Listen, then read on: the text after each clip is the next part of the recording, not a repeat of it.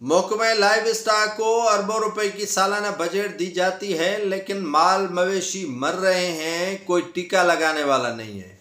Adviser भी ऐसा चुना गया है जिसे माल मवेशी का पता ही नहीं है।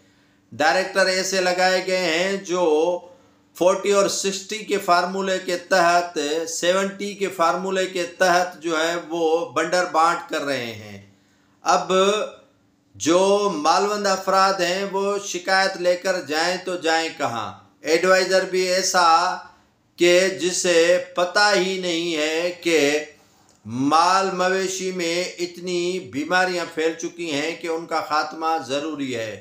काफ़ी लोगों के मालवंद अफराद के जो कह लें कि उनके वतन खाली हो चुके हैं और काफ़ी जो है वो उनकी माल मवेशी मर चुकी है और मुख्तलिफ जो है वो बीमारियां सिंध भर में शुरू हो चुकी हैं, लेकिन ना तो मिनिस्टर को पता है और न ही जो सेक्रेटरी लाइव स्टॉक हैं उनकी तरफ तवज्जो देने की कोशिश कर रहा है।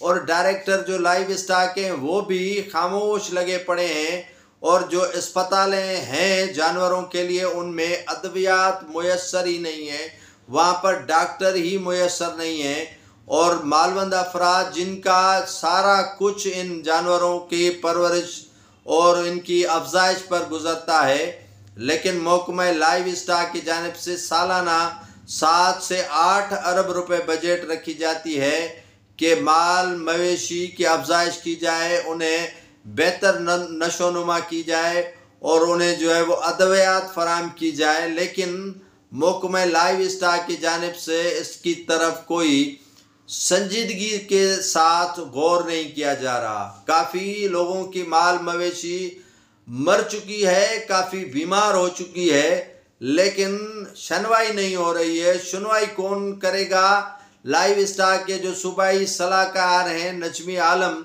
उन्हें तो पता ही नहीं है कि मालवंद लोग भी अपनी ज़िंदगी कैसे गुजारते हैं या सिंध के अंदर माल मवेशी रखने वाले लोग कैसे होते हैं।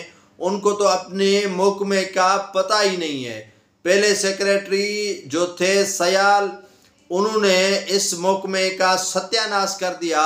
अब जो सेक्रेटरी लाइव स्टॉक आए हैं वो भी सोने पे सुहागा है और इस पर तवज्जो नहीं दे रहा। अब तवज्जो कौन देगा, ये एक सवालिया निशान अपनी जगह पर मौजूद रहेगा। लेकिन इससे कबल अगर सिंध हुकूमत सुजाग नहीं हुई तो ये जो आबादगार हैं, काश्तकार हैं, मालवंद अफराद हैं, उनका माल मवेशी मर जाएगा और काफ़ी उन्हें नुकसान होगा।